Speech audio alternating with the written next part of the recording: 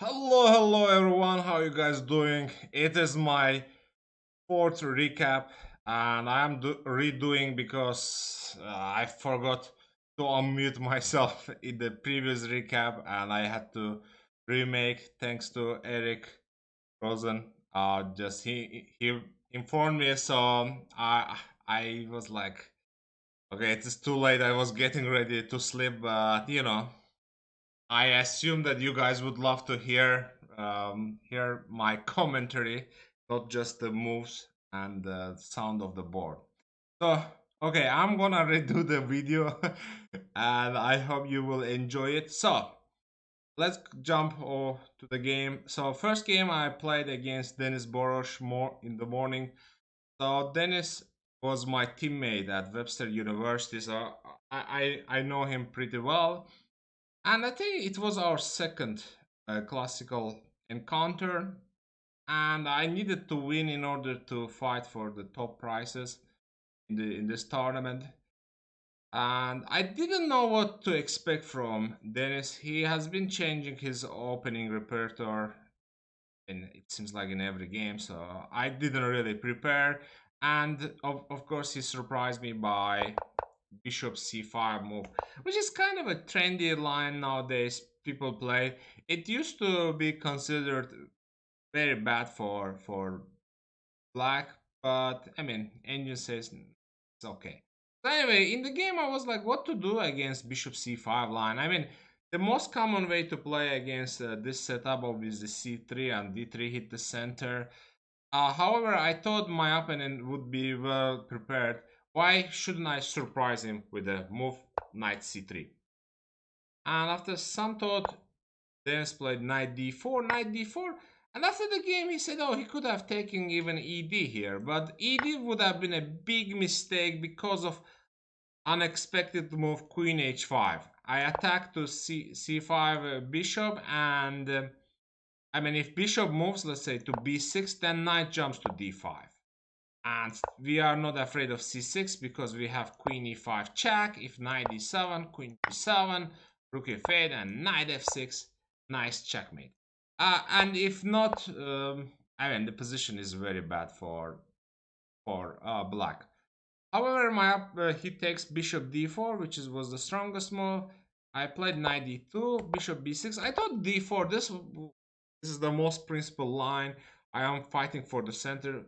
I mean, it is well known principle that right from the opening you have to fight for this four square. So going with d4 move, ed would have allowed me to take knight d4. And I was considering this position slightly better for me, but it's equal. But overall, this kind of structures should be slightly better for white, but maybe there is some dynamic way to equalize like d5 at some. Dennis played here c6, bishop c4, knight f6. I was afraid of a little bit from queen h4 move castle. I thought he could play knight f6, and if I takes d5, then he can play knight g4. At this position is losing because I cannot defend h2 and f2 at the same time. However, I had a very nice idea, knight g3, sacrificing d4. And the strongest move here, g6, but let's say if he takes bishop d4, I play knight f5, sacrifice e4 as well, then knight g7, king f8, and after, I think, bishop d3 even can play knight f5, but I think bishop h6 also working, and white has enough compensation. Nevertheless, yeah, it would have been a very interesting try. But he goes c6, bishop c4, knight f6, bishop g5, and here he makes a mistake. And not here, but after bishop h4. Apparently there was a strong move ed, and I had to play queen d3 and be pawn down with some compensation. Although I was sure that I have e5, but then just says d5, bishop d3, and g5. Black is much better. But Dennis goes d6, which is a positional mistake because it allows me to take take d8. We traded the queens. At first, it looks like a symmetrical position, and it is. However, white's pieces are better placed, and I don't think that it is easy to play this position with black. So I was quite happy what I got from the opening. So here Dennis plays rook f8, and with the idea that here my goal is to improve my knight. Knight is not well placed on e2, as you guys can see that, I mean, there are not many squares that knight can go. But here I was planning to maneuver knight to d3, and from d3 it's gonna be very active. Instead, but I cannot play right now knight c5 because of knight d4 tactic. Bishop d8, king d8. You might think that, oh, I want a piece, but the problem is that knight can go to d6 first, attack c4, and I cannot defend both of my bishops. So this position is better for black. Instead, I moved first my bishop to f2. He offered me trade. Uh, it would have been nice if I could play bishop b6, ab, and a4, but the problem is that he's on time to play b5. And I cannot double his pawn. So I played knight c1, developed my knight. So we traded, he went a5, with the idea to play b5 and a4 to trap my bishop, so I go a4, he goes b6. In this position, his idea is to play bishop a6 and trade the bishop. So I have a space advantage as white, and Dennis' idea is to trade as many pieces as possible, so the game will end with draw. Here I could have played h4, but I was tempted to play rook a3 with the idea that if he goes bishop a6, I can take, and play rook c3. Then this c6 pawn is gonna be a problem. That's why I played rook a3 and he didn't go with the bishop e6, king e7, and renew the thread. Now after, if I play something like h4, then he's gonna play bishop a6, rook a6, and if rook c3, then rook c8 and although position is better for white, but I didn't want to allow any trade, so I went for rook c3, bishop b7, and at this moment I was like, maybe I shouldn't have put my rook on c3. What does the rook do except stopping his idea? And it could be a little bit awkward, so I was thinking like maybe I should bring it back. Then I was like, nah, let's grab more space. And I go h4. Here, I think Dennis could have played h5, but I was thinking like, actually, this was my idea. Rook h3, rook g3, rook g5. It looks artificial, but very, very interesting plan. Like attacking e5, and he cannot play f6 because g6 is gonna hang. Although I am not very optimistic about this idea in general. So instead, he goes rook c8, allows me to grab more space, g4, rook c7, I go king e3. I'm trying to improve all my pieces as much as possible. It's the type of position where you need to do it, and he doesn't have any counterplay, so I can do it freely. So he goes rook c8. Might be trying to play b5. I just go rook a1, stop the b5 idea, because if b5 I can just grab it, and at the end a5, e5, both of them are going to hang because 7. This is lost. So he couldn't play, he didn't play, he played rook a8, and then I go to g1. My rook was previously on h1, now I put on g1 with idea g5, g6. So he goes rook h8, kind of stopping my g5 idea, but it doesn't really stop. I could still play he, rook g5, and this position is much better, but I didn't like h5 move. I mean, probably it is better for me as well, but instead I wanted to push h pawn. H pawn, now prepare for g5, he goes f6. And this was my idea, to play f4 and create weakness on e5. So here you need to understand that black has one weakness on b6. Second weakness, kind of g7, is hard to get there, so I am not gonna consider g7 weakness, but maybe in the future will be. And I thought the second weakness I was gonna create on e5. But here Dennis takes ef, knight f4, knight e5. At first, it seems like what I did was so stupid. Now knight is very active on e5, and black is gonna have a counterplay, but behind my idea there was a tactical motive. I played here bishop e2, and now I am threatening knight d5 fork, and black cannot take cd because of the rook, c7, and also b6 is gonna be target. Let's say I don't know, black plays something like rook c8 to stop the fork. I play rook b3, and black cannot play knight d7 because of knight g6 fork. If black goes, let's say, rook c8 to defend c7, then we still go rook b3, knight d7, and rook d1. So next move, knight g6, bishop c4. This position is very bad. Black's pieces are stuck. So that was my plan. Here Dennis goes for c5 for activity. I go rook b3, rook d8, rook b6, rook d4. So at first I thought I was gonna win with knight d6, rook e4, king f2, with the idea that if he goes rook d7, I can take c5 and fork again, and this is winning. But the problem is that here black has a strong move, knight d7, attacking my rook and knight at the same time, so I cannot defend, and I have to take 7, knight b6, and this equal. Therefore, I had to sacrifice my pawn back. So I think, was it a Staines who said that the good thing about having an extra pawn, you can give it back whenever you need. So I gave it back, and we got into this endgame. So I have bishop against knight, but the pawn structure is significantly worse for my opponent. The g4 and h5 pawn stop king side pawn chain, and a5 and c5 are weak, so this position is very hard to defend.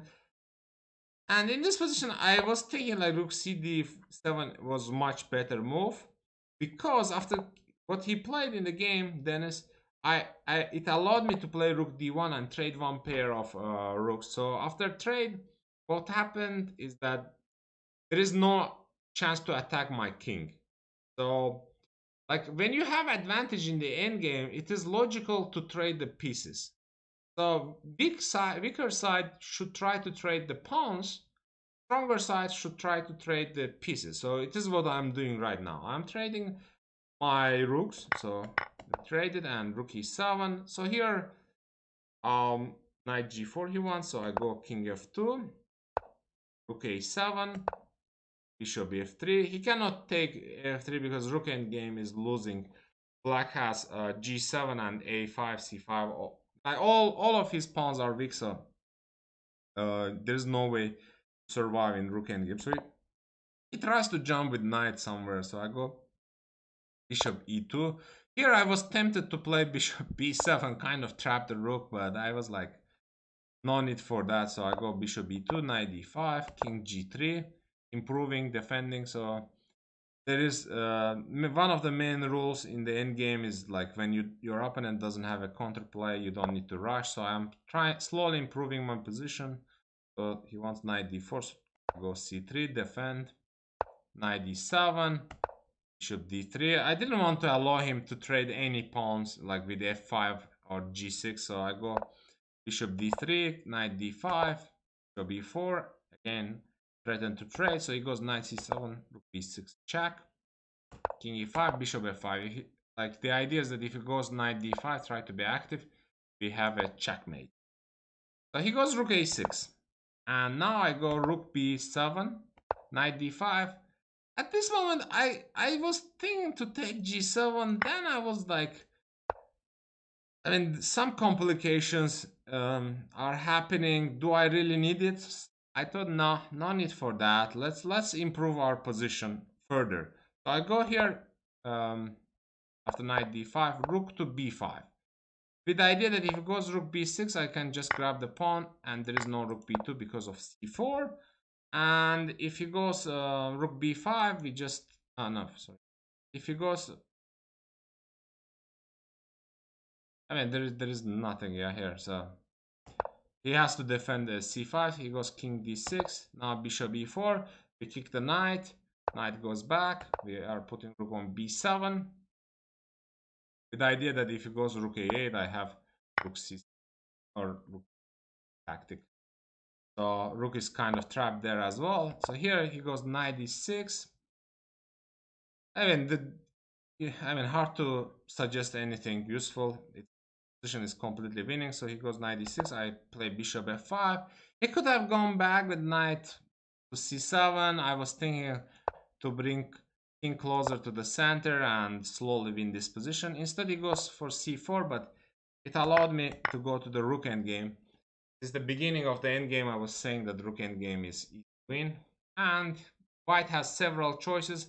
I decided to go with the most conservative one, so I played rook b5 with the idea that stopping his rook from getting active because of I can just grab a5 pawn and king is approaching.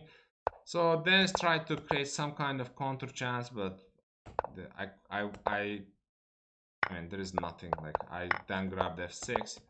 Here I have two extra pawns, and I played f4 actually. And he resigned because, like, let's say if he goes rook d2, I just go rook b5, 7, 5, takes, take, and then king 6. I b8 and I push the pawn. There is no way to defend. So it was a kind of nice positional game by me. The second game I was playing against Russian Grandmaster Mikhail Antipov. I think I played twice before this game against him. First game was in 2013. I won, and the second game I think was from 2006. 7. I don't exactly remember. I drew that game. So before this game, I was thinking like, if I can win this game, I could win this game. I would have better chances for top prizes. Therefore, I went for Scotch defense. The Scotch is very dynamic opening, and is very risky. It's very risky because there is a good chance that you are gonna mix up your prep, which I did. Which I did. So he goes knight f6 knight. So I'm not gonna say that what I mixed up, but let's go over. So this is fairly known. So I played h4 move, which became very famous after, very well known after Nakamura Carlsen game, where Nakamura was very close to win the game. I think ended with draw. Anyways, h4 is very sharp line. So he goes f6. I play c4, bishop a6, b3, castle, g3. And here, I mean, before I made the move g3, I was like, what's happening? Like something went completely wrong. I don't understand. Like the position looks to me very dangerous. I was like, okay, maybe I should offer draw and perhaps my opponent will accept, which I did. Luckily, he accepted my draw offer and we ended with draw. I think I am happy with the result. Engine doesn't like my position at all after g3. It says that already black has +1 advantage. Although I must say that it is much more complicated. It is not like easy way to use for black. But I mean, yeah, engine shows the main line as a e4, which I was scared of. Here I cannot take, I think, bishop e4 because of rook e8, and if I take queen e4 and still takes. Okay, this is winning. So I cannot take e4 and I have to play castle. Then there is another strong move, I think e3. But after the game, we were discussing rook e8. But e3, I don't like. So anyways, yeah. I confused my opening prep and I was in... I mean, I could have been in a trouble, but, luckily my opponent didn't push. So the game ended with draw. I hope you all enjoyed my voice with the commentary. Hopefully, I will not make the amateur mistakes again. Thanks a lot. Take care. Bye.